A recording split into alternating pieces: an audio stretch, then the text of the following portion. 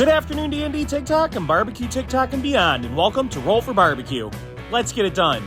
It's been such a long week. Happy Friday. Let's dig into mini barbecue, see what we got. It looks like we got something new at the barbecue pit today. Today, we're going to be working with our Freedom Seed dice. Can I just say, I freaking love dice. These ones are pretty unique, and I hope they do good for us today at our barbecue. Well, as always, this series is inspired by the popular Roll for Sandwich series by AdventuresinAardia. The dice have been tossed, and now it's time to roll for meat. 5, we're making a burger. All right, let's see what type of burger we're working with today. Here we go. 10, we're making a glizz burger. It's been a sec since we had one of those. It's ground beef and hot dogs. Let's do some prep work. Double, there it is. All right, we got our glizzies. We're working with 4 of them today. I prefer the ones with the casings because it makes it easier to make the glizz burger. Real easy. Cut it down the middle, keep the end secured, and throw your meatball in the center. It's a lot of handsy work and a little vulgar, but it'll make a good burger. And it looks weird. What is that? What is that? We're also going to secure the ends with toothpicks because the last time we did this, our hot dogs split. We're good to go with these. Now it's time to roll for rubs. 13, hardcore carnivore. As you know, with burgers, you only get 1 rub. That's just the rules.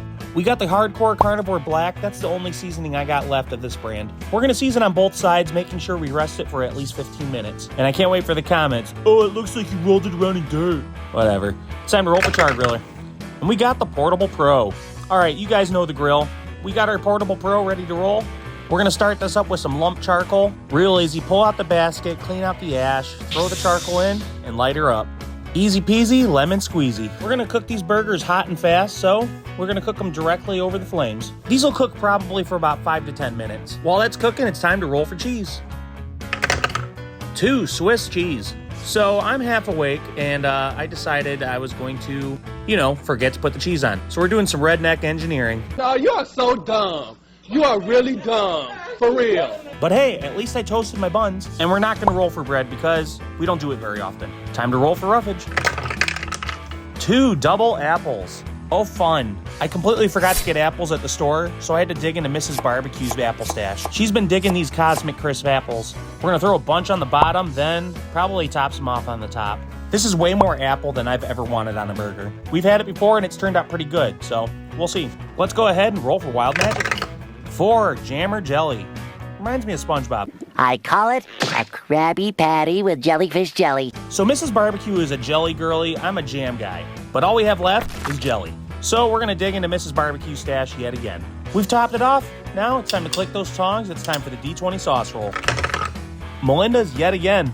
I mean, I'm not mad at this one. The only thing I am mad at is I still need to restock my Melinda's stash. Unfortunately, that's not a stash that Mrs. Barbecue has, so I'm gonna stick with my hot honey. We're gonna top that off, then it's time to consume it. Well, what are you waiting for? Consume the elixir.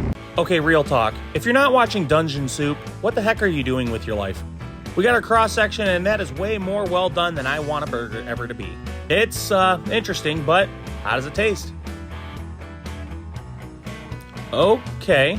I mean, it's got some, it's got some flaws. I always tend to forget with burgers, you need to add the seasoning into the mixture so it's not bland in the middle. I mean, the burger does taste pretty good. The seasoning does touch it, but I didn't mix that seasoning within. It's a messy burger, but all good burgers should be messy. The jam is overpowering the hot honey, so you're not tasting that. And the apples, add a nice crispness.